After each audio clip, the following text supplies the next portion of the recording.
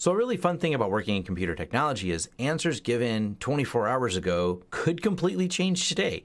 So if you ask me, was Wi-Fi WPA2 fairly secure and hard to crack, I'd say, yeah, brute force is definitely a problem, but we're pretty confident that it's somewhat secure, but, subject to change. That should be like at the end of every sentence. And that's because of the key reinstallation attacks, breaking WPA2 by forcing a nonce reuse.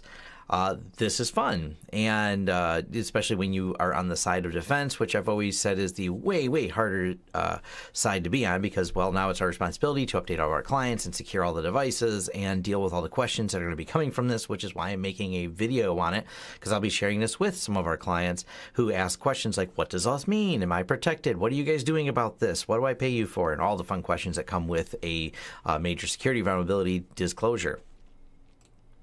So this is the key reinstallation attacks, breaking WPA2, and what they've found is, and they have a great demo here, I'm going to make it full screen, that show the KrackAttack. And I love that security vulnerabilities don't just get assigned some boring CVE number, which is important so we can understand the vulnerability and ID the vulnerability and disclose the vulnerability and fix the vulnerability. We get cool, fun names and logos. But this is a really serious attack. So they have not released the scripts that make all this function, but they give a proof of concept that when you take this KrackAttack and then apply it with other things, other tools out there, how they're able to hijack sessions and do some downgrade attacks. Now, the way this works is we're looking at a flaw in the way the four-way handshake works. So I'll link to all this below in the description, but this is Wikipedia and on the 802.11i standards, and it's the four-way handshake that they were able to break and the way the encryption. They found out that you can essentially hijack this, and that's what this whole demo is the details. They have an entire white paper here this is based on, which was abusing WPA2 H11 group keys, and this does affect both AES and TKIP encryption. So it's not just a matter of affecting just Wi-Fi, it affects both of the encryption. Now, a couple of they have some Q&A details and demos. Do we need WPA3? I thought this was funny in some of the Q&A they had. Or should I change my Wi-Fi password? That doesn't mitigate this at all. These are great questions that they have in here. And the problem really comes into, if you're using TKIP, this attack means they can inject traffic, and that's actually what gets really scary. Good news is, if you're using AES, they can only snoop your traffic. And so that's really kind of a distinguishing factor. Most people, most of our clients, were always using AES and other encryption methods on their network. So they may be vulnerable to snooping, but not vulnerable to injection, at least right now. And there's plenty of fixes on the way. So how are we handling some of the fixes on this?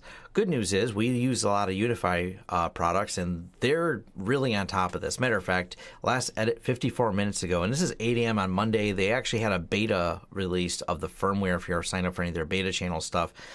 So this is still not completely released yet. As of right now this morning, here's our UniFi is still on version 3.8. While we're doing a video here, we'll go ahead and check for a firmware update.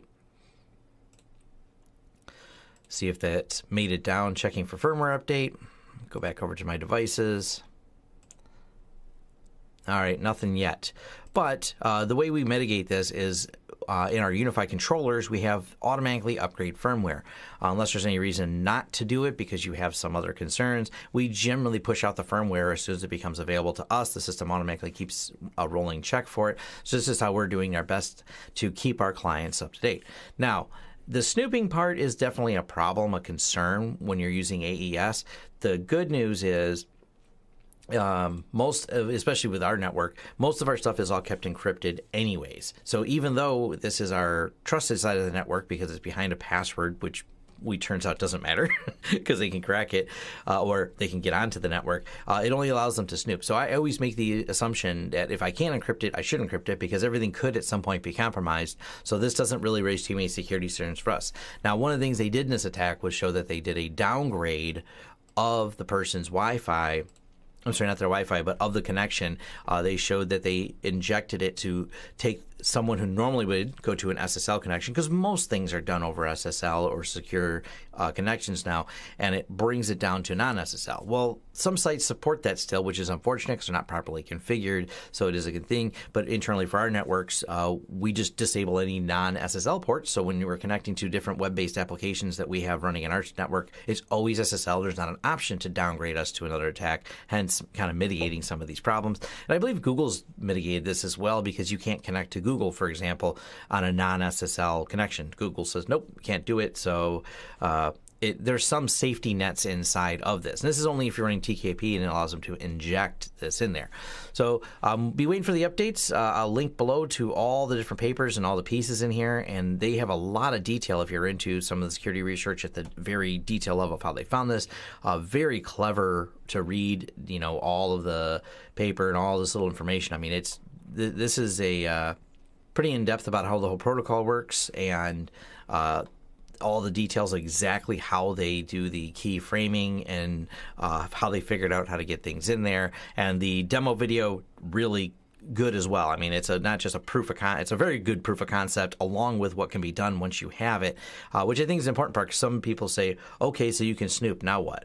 Well, this is what we can do. We can bounce you over to this network and things like that. So like I said, you have to wait for firmware updates. If you're running consumer Wi-Fi, I'm sorry, I don't know if they'll ever do updates for this, but if you want to know if you're affected, do you have a device that has Wi-Fi? You're probably affected. That's pretty much the rule of thumb for this. So everything needs to be updated, not just the Wi-Fi devices. I believe you have to update all the firmware and a lot of other devices themselves.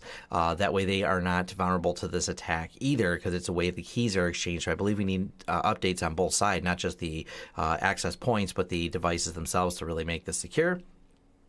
So get out there, get patching. If you like the content here, like and subscribe. If they release the tools, I may download and play with them to see how this works against some different devices. So I'm very curious myself.